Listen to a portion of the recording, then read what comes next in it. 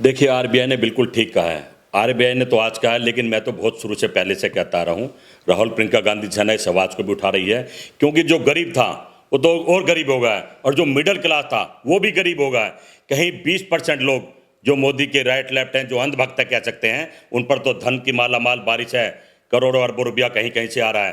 पर आम आदमी और गरीब आदमी बिल्कुल अपनी सीमा से नीचे जा चुका है। मैं कह सकता हूं कि भूखा मर रहा है, बच्चे नहीं पाल पा रहा है, रो रहा। आज सुबह ही मैं देख रहा था सोशल मीडिया में, एक टैक्सी ड्राइवर अपनी बेटी को गले लगाकर अपील कर रहा था कि मैं परिवार के साथ आत्महत्या कर लूंगा।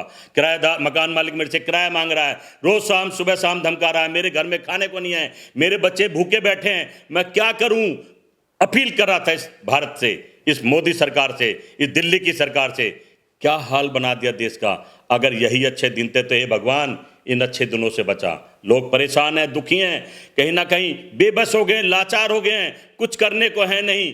भूखमारी के कगार पर पूरा देश खड़ा है, और हमारे देश के राजा कह सकते हैं, हमारे प्रधानमंत्री मोर से खेल रहे हैं। अरे समय नहीं है, जहाँ कोरोना का इलाज ढूंढना था, जहाँ दवाई ढूंढनी थी, वहाँ आप मोर से खेल रहे। कहाँ का न्याय है। और आप बार बार हर तीसरे दिन आकर क्या देते हैं कि दवाई इतनी बन गई है, अब इस फेस में है, अब इस फेस में है। अरे जब ये हिंदुस्तान ही खत्म हो जाएगा, जब दवाई बनाओगे क्या। अगर रसिया ने बना लिए तो खरीद लीजिए रसिया से, अपने लोगों को बचाइए। लोगों को बचाने का समय है। प्रधानमंत्री जी, मोर को छोड़ दीजिए, अब मोर से खेलने का समय नहीं है। वो मोर अभी सोशल मीडिया में मर चुका है जिससे आप खेले थे।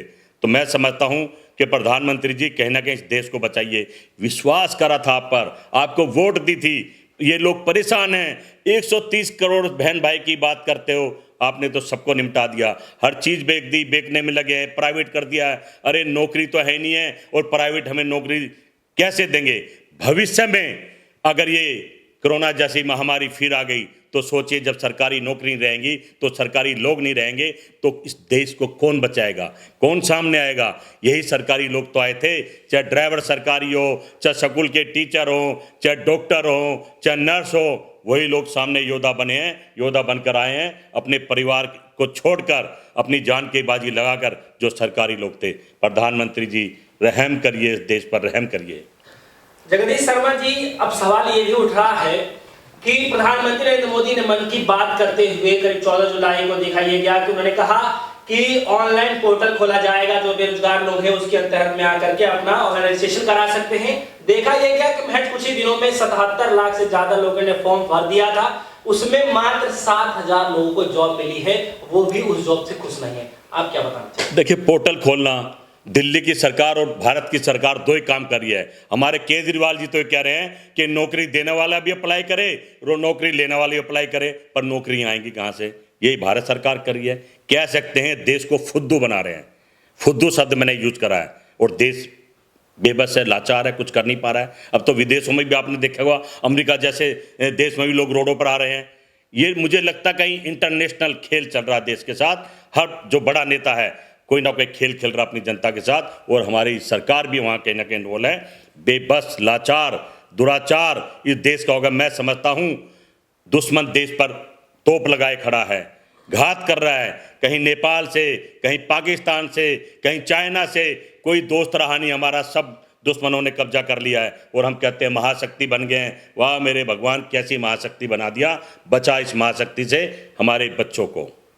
जगदीश शर्मा जी, देश में महिलाएं सुरक्षित नहीं है, देश में स्टूडेंट सुरक्षित नहीं है, देश में टीचर सुरक्षित नहीं है, जो गरीब तबके के जो लोग हैं उनके पास खाने का पैसा नहीं है। आपको क्या लग रहा है कि आए दिन जिस तरीके से घटनाएं सामने आ रही है, मैं उत्तर प्रदेश की बात करना चाह रहा हूं, सिलसिला रुकने का नाम नहीं ले रहा है, क्योंकि जो सरकार है वो सत्ता से हटने का कार्य क्यों नहीं कर रही है? देखिए, सरकार क्या करे। उत्तर प्रदेश के मुख्यमंत्री खुद ही एक तानाशाही की देश उत्तर प्रदेश को चला रहे हैं, ऐसे ही भारत के चला रहे हैं। रोज वहाँ पत्रकार मर रहे हैं, रोज वहाँ बलात्कार हो रहे हैं, रोज वहाँ किडनैपिंग हो रहे हैं, रोज वहाँ एक दूसरे को पुलिस झूठे मुकदमे बना रही है। कहीं ना कहीं कह सकते हैं कि उत्तर प्रदेश में और पूरे देश में कानून व्यवस्था की महामारी आ गई है। हर आदमी को पकड़ रही है, हर आदमी को सता रही है, हर निर्दोष को बर्बाद कर रही है, हर बेसहारा लोग को सता रही है। पूरे देश में एक आज देखा होगा पिछले 3 महीने से सुशांत सुशांत सुशांत, इतना तो वो जब जिंदा था नेता परिषद नहीं था जितना इन्होंने मरने के बाद कर दिया।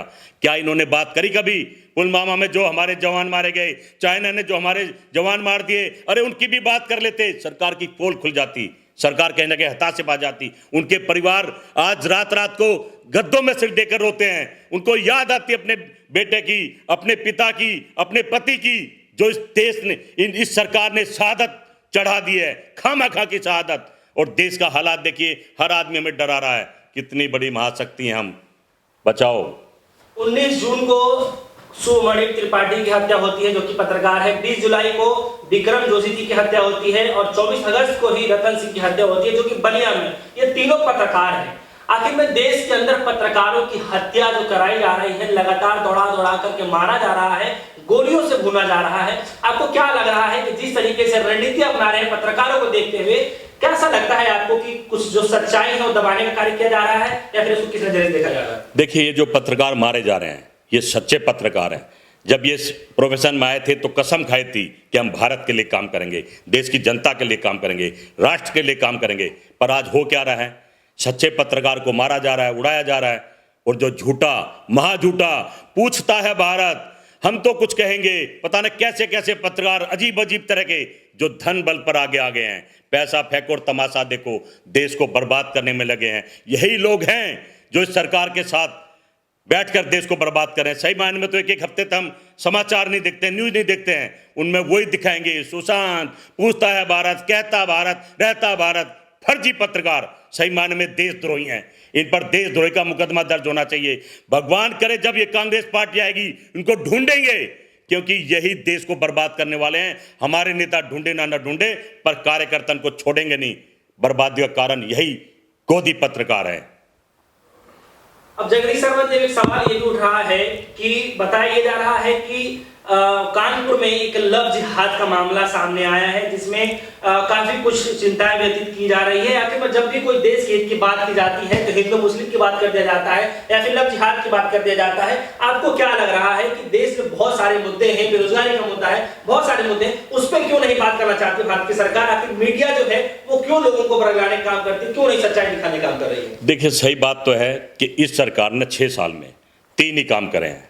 3 तलाक जिसकी जरूरत नहीं थी, राम मंदिर जो सुप्रीम कोर्ट ने बनाया, और तीसरा जो इन्होंने करा है, जो धारा 370 की बात करते हैं, वहाँ ऐसा माहौल बना दिया है आज कोई हिंदू या हिंदुस्तानी लेक पर जाकर देखे, डल लेक पर, आज वहाँ बीजेपी के नेताओं को ढूंढ ढूंढ कर चुन चुन कर मारा जा रहा है। क्या जरूरत थी? अरे जो सदियों से चला आ रहा था, ठीक चला आ रहा था, ये देश तो सभी का है ना, बंटवारे क्यों कर रहे हो उसके टुकड़े टुकड़े? मैं सोचता हूँ ऐसा ना हो स्टेट वाइज देश बन जाए, कोई यूपी अलग देश बन जाए, कश्मीर अलग देश बन जाए, दिल्ली अलग देश बन जाए। ये इस राह पर इस देश को ले जा रहे हैं और हमारे बच्चों की जान आफत में डाल रहे हैं। यही अच्छे दिन थे क्या? सोचना पड़ेगा। जनता बेबस है, कुछ कर नहीं पा रही है। ये भी एक सच्चाई है कि ये सरकार है, ईवीएम की सरकार है, इसको कोई लेना देना नहीं जनता की वोट से। जनता वोट दे चाहे ना दे, ये देश को खत्म करने पर तुले हैं। ये आज भी खत्म कर रहे हैं, और जब अंग्रेज थे जब भी खत्म कर रहे थे, ये वही अंग्रेजों के पिट्ठू देश में आ गए हैं, देश को बेच रहे हैं।